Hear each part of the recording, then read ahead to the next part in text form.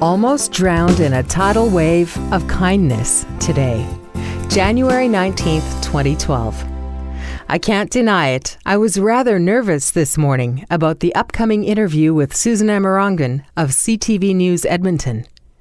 Since there were a number of my friends who had posted stories about my random acts of kindness, Susan had been assigned to do a story about the impact these acts of kindness had upon our community. Susan and Cam arrived right on the appointed time. We stood around and chatted a few minutes while Cam started setting up lights, camera, chairs. In no time at all, our living room had been transformed into a studio. I thought we were going to sit down and have coffee and cake and chat a bit longer to allow me to loosen up a bit more.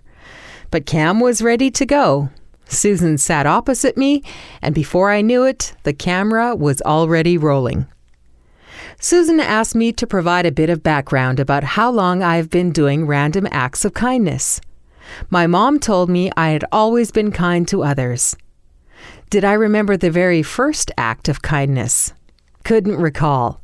And then asked to share some specific stories that had been related to her by my Facebook family. That was much easier, as we picked some of the most recent. Within about 20 minutes, the formal interview was done. Cam wanted to get a few shots of me at my Facebook computer. Finished that off with a few shots of me walking around the house. And then it was time to just sit and visit over coffee and cake, just like in the old days. Again, that time went very quickly, and now it was 11:30. Time to get a couple of shots outside and off to Knighton School, where we expected a few people might have stories to share. Bam, or should I say swoosh. I almost drowned in a tidal wave of kindness as person after person shared stories about some of my random acts of kindness. By this time, Susan was almost in stitches hearing about the background stories, as everyone laid it on pretty thick. Cam even teased me about turning red, almost with embarrassment, on how the kindness was being heaped on me. I can honestly say that some of these stories were so far back in my memory that I had difficulty bringing them forward. Little things that I had no idea of the impact they had made at the time. So an hour went by very quickly, and it was just about time to do a wrap-up. Okay, I thought, this is just about it.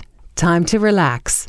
But the staff at Knighton Central School had other ideas, taking Susan and Cam to various parts of the school where I had left some kind of impact over the years.